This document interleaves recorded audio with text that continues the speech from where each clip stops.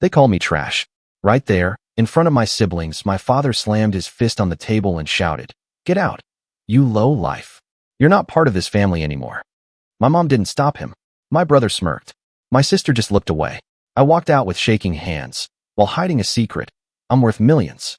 Growing up in Dayton, Ohio, I was always the odd one out. My brother Nathan and sister Laura were the golden kids. Perfect grades. Debate team. Summer internships that made our parents beam with pride. Me? I was different. While they were polishing college applications, I was running a side hustle at 14, flipping old laptops I'd repaired from Craigslist. By 17, I had my own small e-commerce shop selling custom phone accessories. Nothing glamorous, but it was real money. Dad, a strict accountant who worshipped degrees, hated it. "Zoe," he'd bark, "these little internet games won't feed you when you're grown." Mom just nodded along, too scared to challenge him. Family dinners were torture. Nathan would brag about his internship at a law firm. Laura would announce her GPA like it was breaking news. When it came to me, Dad barely listened. I'd talk about making $2,000 in a month, and he'd wave his hand. "That's nice. But when are you going back to real school?" I tried. I honestly did. I went to community college to make them happy. Lasted one semester.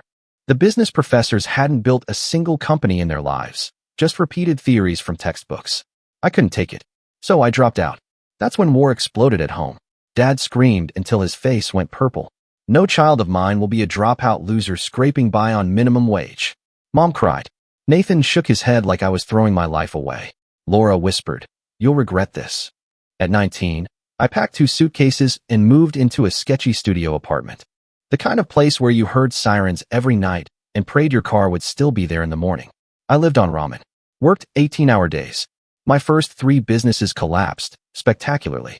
One was a drop-shipping mess where defective products got me burned by angry customers. Lost nearly $1,000.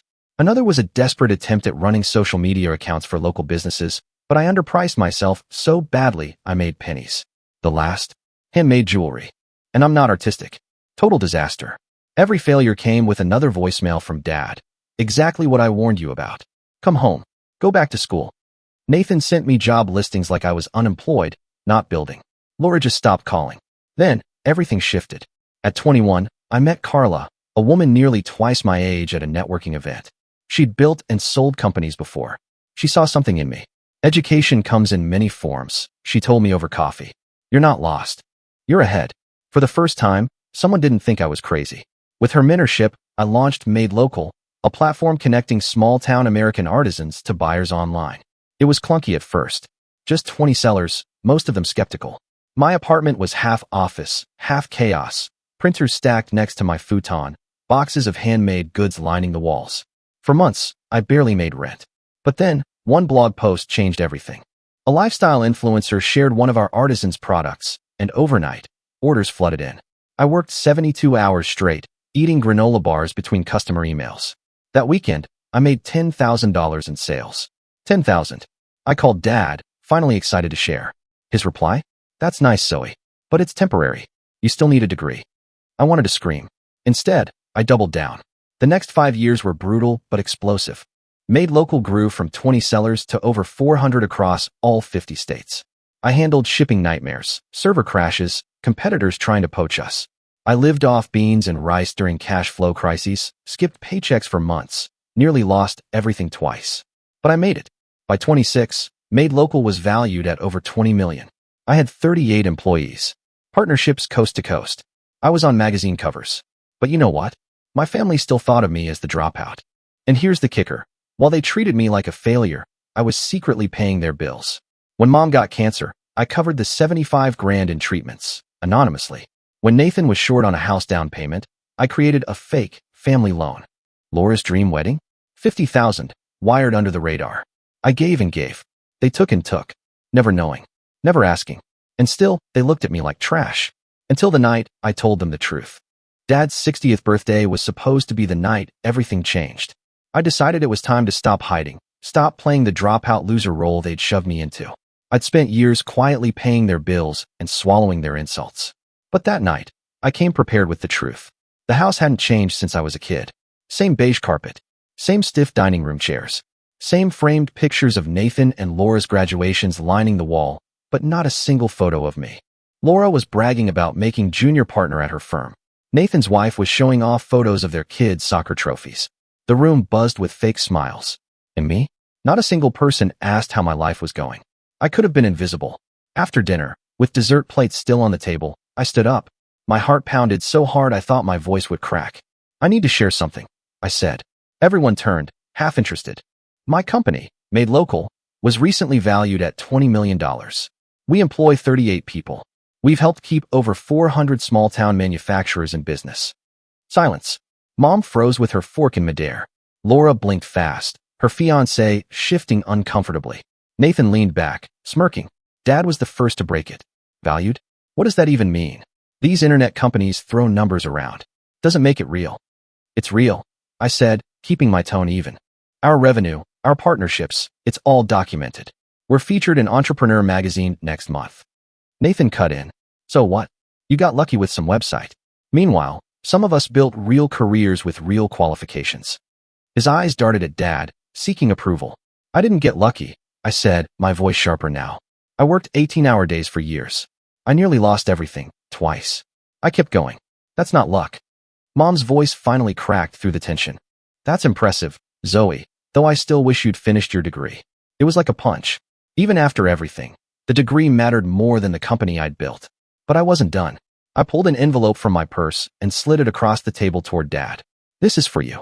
A fully funded retirement account. You don't have to work another day if you don't want to.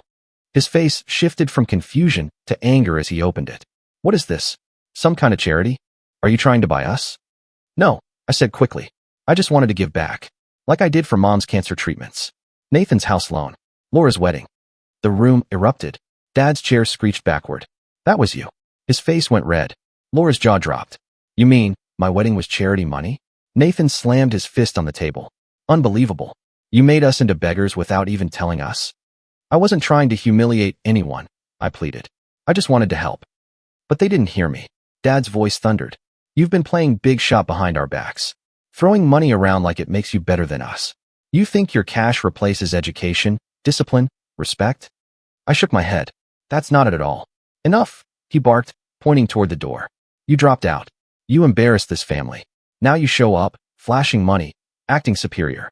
You are nothing but uneducated trash who got lucky. Get out of my house. Every word sliced. Mom gasped softly, but didn't defend me. Laura looked away in shame. Nathan almost smiled. I stood up, hands trembling. I didn't want recognition. I just wanted to be part of this family. You don't belong in this family, Dad snapped. We have standards. The room spun. I gathered my purse, forcing my legs to move. No one followed. No one called my name. At the door, I paused, my voice barely above a whisper. Happy birthday, Dad. And then I left. The drive back to my hotel blurred with tears and headlights. My chest ached so bad I thought I might pass out. How could I be running a multi-million-dollar company, yet still feel like a worthless kid kicked out of her own home? At midnight, I opened my laptop and made a list. Every dollar I'd given them. $75,000 for Mom's treatments. $120,000 for Nathan's house. $50,000 for Laura's wedding. Countless smaller expenses. Almost $300,000 in total. Money they took without hesitation, now poisoned by Dad's words. My phone buzzed. A text from Laura. Dad's still upset, but he'll get over it. You know how he gets when his authority is challenged. No apology. No acknowledgement. Just expectation that I'd keep swallowing it. I didn't respond. Instead, I booked an emergency session with my therapist for the next morning. Because in that hotel room, staring at the ceiling with swollen eyes, I realized something chilling. They would never see me as anything but a dropout. A failure. Trash. And maybe, just maybe, I'd finally have to accept it. The morning after that dinner, I could barely move. My chest still felt raw from Dad's words. Uneducated trash. They rang in my head like a bell I couldn't silence. I had run companies, employed people, saved small-town businesses, but to him, I was nothing. I logged into my emergency therapy session with Dr. Harris, a calm woman with kind eyes. After hearing everything, she leaned forward and said, family wounds cut deepest, especially when they hit the exact places you've worked hardest to heal. She was right. My business proved I wasn't a failure. But their voices had planted seeds of doubt years ago, and those roots still tangled inside me. I spent the next few weeks journaling everything. Patterns I'd ignored. How Nathan's achievements were praised like gold medals, while mine were dismissed as hobbies. How Laura's perfect GPA was celebrated, but my businesses were treated like silly side projects. How Mom stayed silent every time Dad belittled me. The truth was clear. No amount of success would ever earn their respect. So I made a decision. Distance. Not forever, but enough to breathe. I left Ohio behind and moved full-time into the beach house I'd bought in Naples, Florida. A modern place with glass walls opening to the Gulf. The first time I woke up to waves crashing outside instead of gray Ohio skies, I felt like maybe I could finally heal. I built new routines. Morning walks on the sand. Coffee at a Cuban-owned cafe where they called me by name, not by my order number.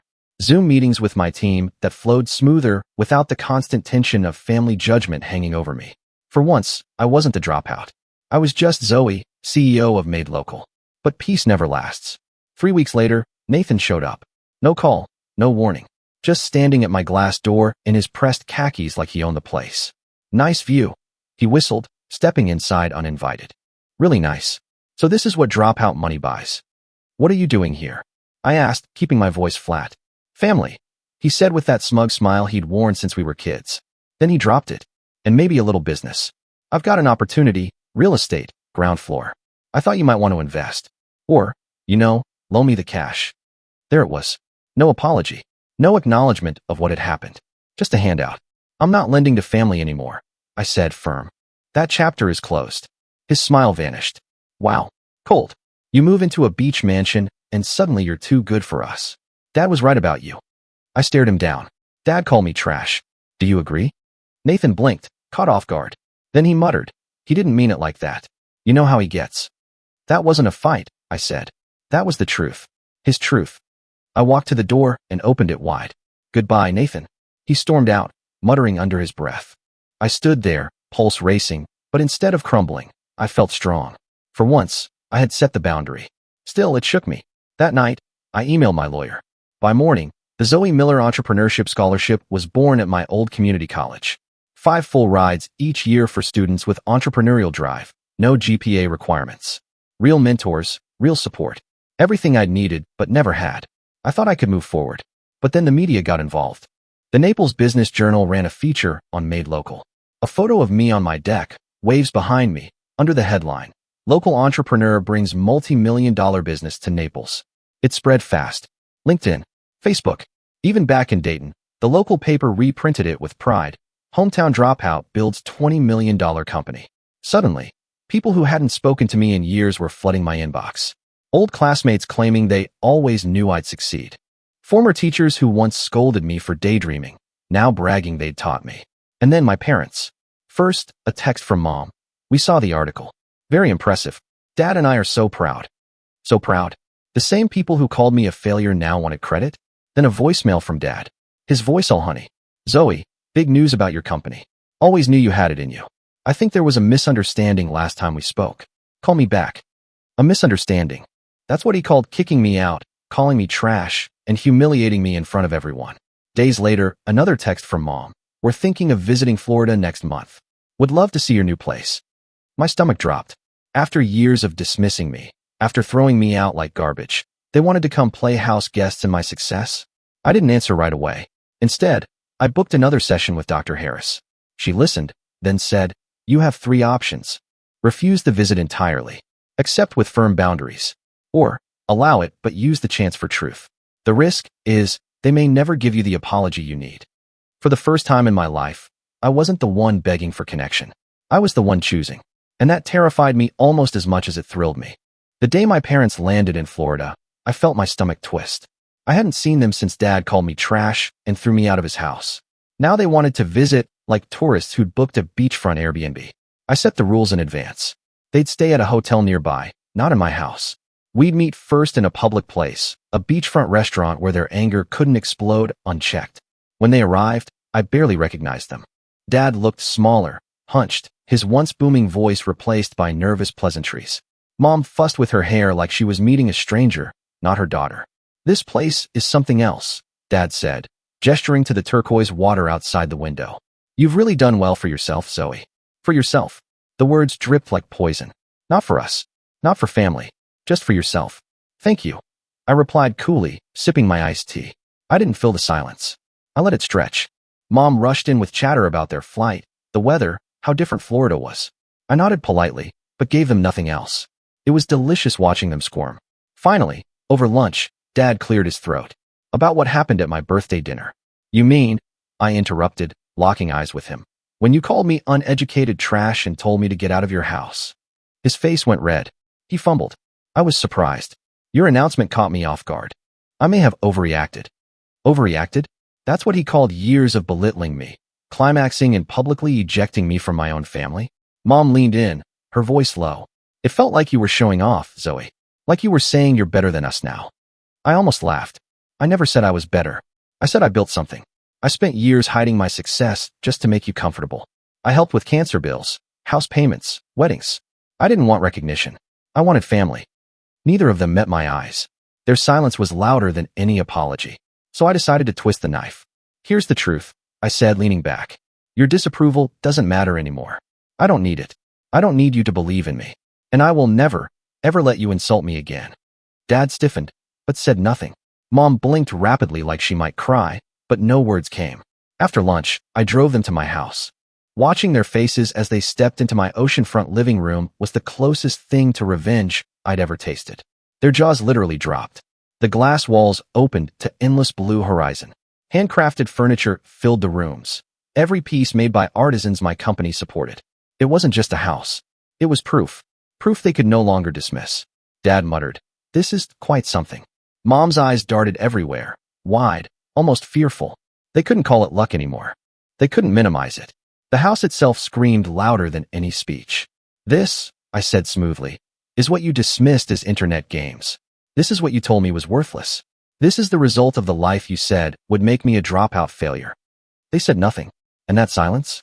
That was my victory. We sat on the deck watching the sun dip into the Gulf. They made small talk, desperate to shift the conversation back to safe ground. Vacation plans, grandkids, recipes. But I didn't let them. "If you want a relationship with me moving forward," I said finally, "there are rules. No insults. No minimizing my work.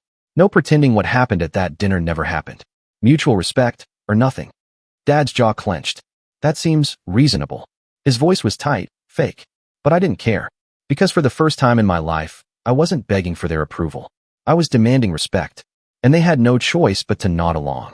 After they left that night, I poured myself a glass of wine and sat on my deck. The waves crashed below, steady and strong. My hands trembled, but not from fear. From adrenaline. From triumph. This wasn't reconciliation. It wasn't forgiveness. It was balance. They had seen my life, my home, my success, and realized they could no longer erase me. For years, I had been the dropout, the disappointment, the family joke. But now, I was the one with power. And watching them walk away into the Florida night, I realized something sharp and thrilling. They needed me now more than I would ever need them. For a few weeks after my parents' visit, things were quiet. Weekly phone calls. Stiff, polite conversations. Dad asking about the company, like it was finally real to him. Mom sending me recipes she thought I'd like. It felt rehearsed, like they were playing the roles of supportive parents instead of actually being them. But the silence didn't last. It started with my cousin Rachel's Facebook message. "Hey Zoe, long time. We saw the article. Would love to reconnect. Maybe we can come visit Florida too?" Then Uncle Dave emailed me about his big idea for a startup that just needed funding. Suddenly, relatives who hadn't spoken to me in years were my biggest fans. My inbox was full of family catching up with thinly disguised requests for money. But the one that gutted me came from Laura. She called late at night, her voice shaky. "Zoe, I need your help. I'm pregnant. We're happy, but the medical bills are piling up and Daniel's job isn't stable. I don't know what to do." Something in me softened. Despite everything, she was still my sister. I thought about wiring money instantly. But then she hesitated. "There's more," she whispered. "Dad told us not to tell you. He said you're too irresponsible to handle family matters. He doesn't want you involved." I sat up straight in bed, stunned. "Wait, Dad knew about your bills and told you not to ask me? Why?" Her silence said everything. That's when the pieces clicked. The secret I hadn't wanted to see. My parents had been controlling the narrative about me for years, even after I'd bailed them out. They told the family I was unreliable, selfish, a failure. They had taken credit for the money I gave, spinning it as insurance settlements, loans from distant relatives, lucky breaks. They let everyone believe they were the providers, while I was still the dropout disappointment. The rage hit me like a tidal wave. "Laura," I said slowly, "how do you think Mom's cancer treatments were paid? Or Nathan's house? Or your wedding? Do you think insurance and uncles really covered all that?" She went silent. No. You?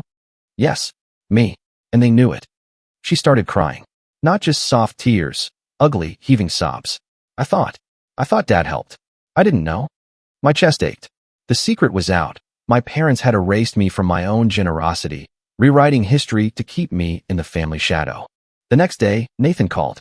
His tone was different this time. No smugness. Just cold calculation. So, you're funding Laura now too? He asked. Excuse me. He laughed bitterly. Don't act innocent. She told me you offered. You think throwing money around makes you some kind of hero? You just want us all dependent on you. My blood boiled. Dependent? You begged me for a loan last month. You called me cold when I said no. That's different, he snapped. You're trying to make us look weak. Dad was right. You don't respect this family. And there it was again. The same twisted narrative. My success wasn't real. My help wasn't genuine. In their eyes, it was manipulation. But here's the shocking part. Laura called me again 2 days later. This time calmer, her voice steady. I looked through Dad's files, she admitted. Zoe, he's been using your money. My heart stopped. What do you mean, using it? The retirement account. The loan you set up for Nathan. Even the medical payments. He told everyone the money came from him, then used it to boost his reputation at church, at work, with the neighbors. He's been bragging about being the one holding the family together financially. I gripped the phone so hard my hand ached. You're telling me he paraded my money as his achievement? Yes, she whispered. For years. And when people questioned how he afforded it, he said he'd been investing smartly, that he'd made sacrifices we didn't understand. I sat in stunned silence.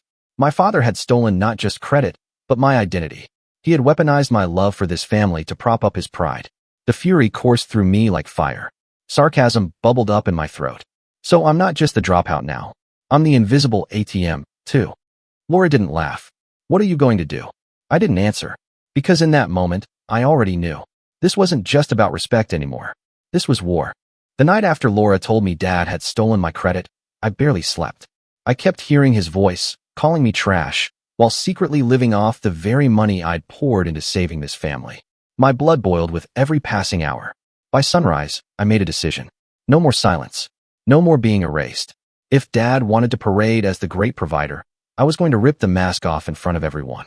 The perfect opportunity came faster than I expected. Mom texted me. Family reunion at church next weekend. Everyone will be there. You should come. It's time to put the past behind us. Oh, I'd be there. But not to put things behind us. When I walked into the church banquet hall, heads turned. Some relatives hugged me like long-lost royalty. Others whispered behind their plates, eyeing my dress, my heels, my confidence. Dad stood near the center, grinning wide, clapping backs, telling stories like a king holding court. I waited until after dinner, until the room was buzzing with chatter. Then I stood, tapping my glass. I want to share something, I said, my voice steady. The room fell silent. For years, I was the family dropout. The failure. The one who didn't measure up. What most of you don't know is that I've been funding this family behind the scenes. Mom's cancer treatments. Nathan's house. Laura's wedding. Even Dad's retirement account. Hundreds of thousands of dollars from me. Gasps filled the room. My cousins' mouths fell open. Aunt Sarah dropped her fork. I turned toward my father. But here's the real shocker. Dad has been taking credit for it all. Telling you the money came from his savings, his investments, his sacrifices. While I was the one footing the bills. Dead silence. Dad's face turned purple. That's a lie, he barked. She's making this up to embarrass me. Typical Zoe, always dramatic. But Laura stood. Voice trembling, she said, it's true. I saw the files. Zoe's name is on every transfer. Dad's been lying. The room erupted. Whispers, accusations, people pulling out phones. Nathan looked like he wanted to sink into the floor. Mom sat frozen, tears streaming silently down her face. I didn't stop. I built a company from nothing. I employed dozens of people. I've helped keep small American businesses alive. And the whole time, I've been called trash by the man standing right there. I pointed directly at my father. The same man who stole my generosity to feed his pride. His hand slammed down on the table. Enough. You think money makes you better than me? Than us? I laughed. A sharp, bitter laugh that cut through the chaos. No, money doesn't make me better. But honesty does. Respect does. And you, Dad, have neither. The room went dead still. Then, unbelievably, people began clapping. First Rachel, then Uncle Dave. Then a wave of applause rolled through the hall. Not for Dad. For me. He stood there, fists clenched, humiliated in front of the very people he'd tried to impress. For the first time in my life, I wasn't the invisible dropout. I was undeniable. I picked up my purse, lifted my chin, and walked toward the door. Behind me, voices overlapped, some calling my name, others grilling my father, demanding answers. The empire of lies he'd built crumbled in minutes. Outside, the night air hit my skin like fire and ice. My hands shook, not from fear, but from release. Years of being silenced, erased, minimized, gone in a single explosion of truth. But as I drove back to my beach house, a strange emptiness crept in. I'd won. I'd exposed him. Yet the family I thought I wanted to save? It might never be the same again. And maybe that was the real victory. Because I wasn't living for their approval anymore. I was living for me. But here's the thing. Now that I've burned the bridge so completely, should I ever let them back into my life? Or should I cut ties forever, no matter what apologies or excuses come next? What would you do if you were me? That's the end of today's story. Did things turn out the way you thought? Or were there some surprises along the way? Share your thoughts in the comments. I'd love to hear what you think. If you enjoyed this journey, don't forget to hit the like button. And if you haven't joined the community yet, now's the perfect time. Subscribe and turn on notifications so you're always the first to catch new stories. Thanks for watching, and I'll see you in the next adventure.